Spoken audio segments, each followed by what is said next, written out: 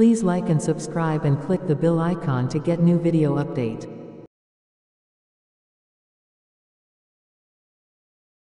साबिक फौजी सदर परवेज़ मुशर्रफ तवील अदालत के बाद वफात पा गए। पाकिस्तान के साबिक फौजी सदर जनरल परवेज़ मुशर्रफ दुबई में तवील अदालत के बाद वफात पा गए हैं। वो दुबई के अमेरिकन हस्पताल में ज़ीर इलाज थे।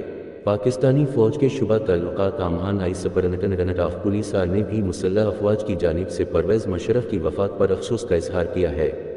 पाकिस्तान की फ़ौज के joint chiefs of army staff committee और सर्विसेज चीफ्स ने जनरल परवेज़ मुशर्रफ की वफात पर दिली तज़ियत का इजहार किया है।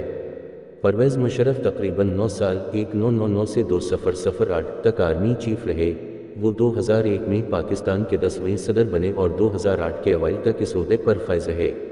सना 1999 में फ़ौजी बगावत के बाद इक़्तिदार में आने वाले परवेज़ मुशर्रफ 2016 में इलाज की गर्ज से ज़मानत हासिल करने के बाद से मुत्तहिदा अरब अमारात में मुक़ीम थे। गुज़श्ता बरस जून के महीने में परवेज़ मुशर्रफ के अहल खाना ने अपने एक बयान में कहा था कि परवेज़ मुशर्रफ ख़राबी सेहत के इस मरहले में हैं जहां सेहत याबी मुमकिन नहीं और इनके अज़ा काम करना छोड़ रहे हैं। परवेज़ मुशर्रफ के घर वालों की जानिब से जारी बयान में इनकी ज़िंदगी में आसानी के लिए दुआ की अपील भी की गई थी। अहल खाना के मुताबिक साबिक फ़ौजी सदर एमिलोइडोसिस नामी बीमारी में मुब्तला थे। इस बीमारी में जिस्म में प्रोटीन के मालिक्यूल नाकारा हो जाते हैं और मरीज़ के अज़ाए रईसा मुतासिर होते हैं। अक्सर अफराद में इस बीमारी के बाद एमिलोइड प्रोटीन गुर्दे में बनना शुरू हो जाते हैं जिससे किडनी फेलियर का ख़तरा होता है। एमिलोइड प्रोटीन अगर दिल में बनना शुरू हो जाए तो इससे पट्टे सख्त हो सकते हैं और जिस्म में खून की गर्दिश मुतासिर होती है। NHS के मुताबिक एमिलोइडोसिस का कोई इलाज नहीं और इन प्रोटीन्स को बराह रास्त निकाला नहीं जा सकता, मगर ऐसे तिब्बी तरीक़े मौजूद हैं जिनमें इलामात का इलाज किया जाता है या प्रोटीन्स को जिस्म में बढ़ने से रोका जाता है। उतार चढ़ाव की शिकार ज़िंदगी। पाकिस्तान के अब तक के आखिरी फ़ौजी अमर परवेज़ मुशर्रफ की किस्मत गुज़श्ता 2 दहाइयों में उतार चढ़ाव की शिकार रही। सना 1999 में मुल्क में इक़्तिदार पर काबिज़ होने के बाद के इन पर मुतअद्दिद कातिलाना हमले हुए मगर वो उनमें बच निकले। वो मगरबी दुनिया और इस्लामी अस्करियत पसंदों के दरमियान दहशत गर्दी के ख़िलाफ़ जंग में सफ़ अव्वल में खड़े थे, लेकिन सना 2008 के इंतखाबात में इन्हें शिकस्त हुई और इन पर गैरकानूनी तौर पर आइन को मुअत्तल करने और एमरजेंसी नाफिज करने का इल्ज़ाम आयद किया गया। उनके इक़्तिदार के उरूज के 20 बरस बाद उनकी गैर मौजूदगी में अदालत ने इन्हें आइन से बगावत के जुर्म में सज़ाए मौत सुनाई थी। परवेज़ मुशर्रफ 11 अगस्त 1943 को दिल्ली के उर्दू बोलने वाले घराने में पैदा हुए।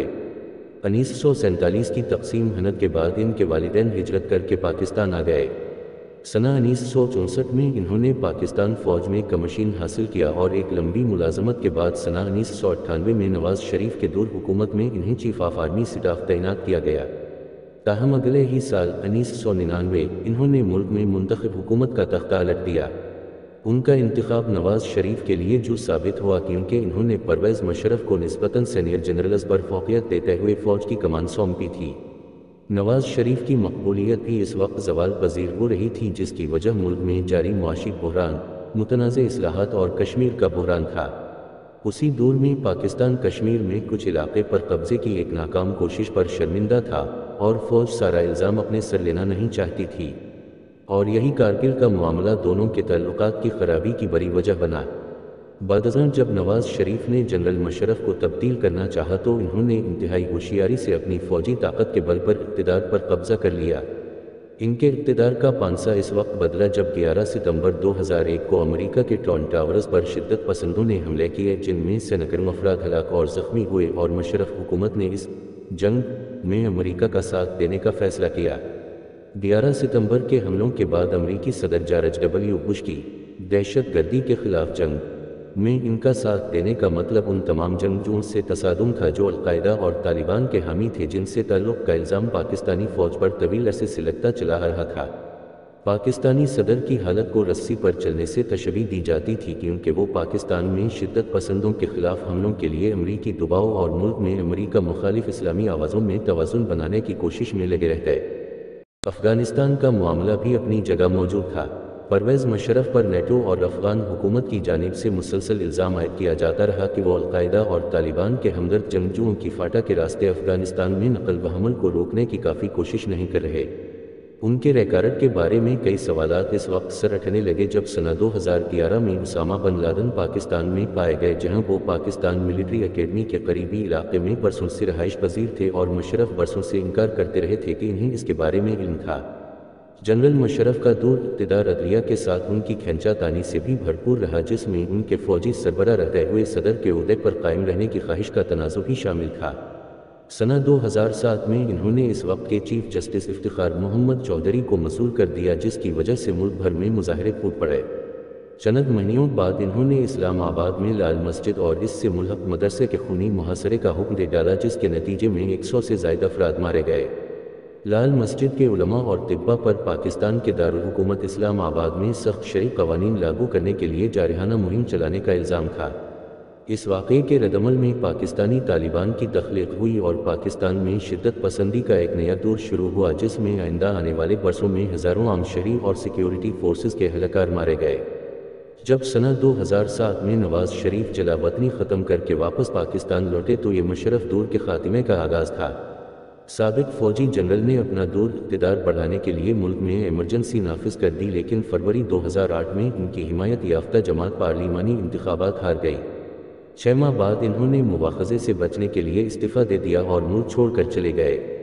اپنے دور اقتدار میں پرویز مشرف نے انڈیا کے ساتھ تعلقات میں بہتری کی بھی کوشش کی اور اسی سلسلے میں line of control per fire بندی کا معاہدہ بھی طے پایا، اور ایک وقت ایسا تھا جب مسئلہ کشمیر بھی حل ہونے کے قریب پہنچ چکا تھا، تاہم اس وقت تک مشرف ملک میں سیاسی طور پر غیر مستحکم ہو چکے تھے۔ خیال ہے کہ اپنے لندن اور دبئی میں قیام کے دوران دنیا بھر میں دیے گئے لیکچرز کے بدلے سابق صدر نے لاکھوں ڈالرز کمائے، لیکن انہوں نے یہ بات کبھی راز میں نہیں رکھی کہ ان کا ارادہ وطن واپس جا کر اقتدار حاصل کرنا تھا۔ مارچ 2013 میں وہ ڈرامائی انداز میں پاکستان لوٹے تاکہ انتخابات میں حصہ لے، لیکن ان کی واپسی گرفتاری پر منتج ہوئی۔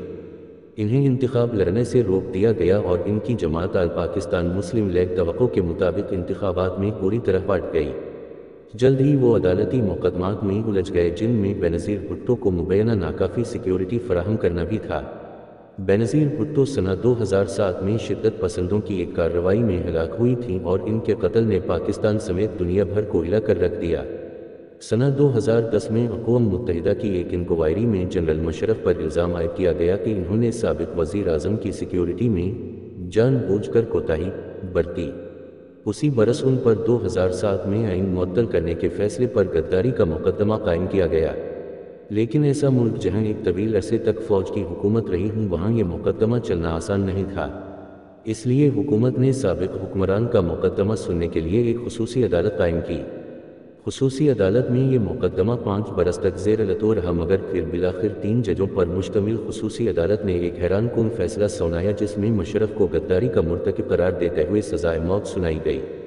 مگر لاہور ہائی کورٹ نے سنہ 2020 میں اس خصوصی عدالت کی تشکیل کو ہی غیر آئینی قرار دے دیا، جس نے مشرف کو موت کی سزا سنائی تھی۔ لاہور ہائی کورٹ نے خصوصی عدالت کو غیر آئینی قرار دیتے ہوئے مشرف مخالف فیصلہ معطل کر دیا تھا۔ گزشتہ کئی برسوں مسلسل زیر علاج رہنے کے بعد پرویز مشرف آج اپنی بیماری کے ہاتھوں زندگی کی جنگ ہار گئے۔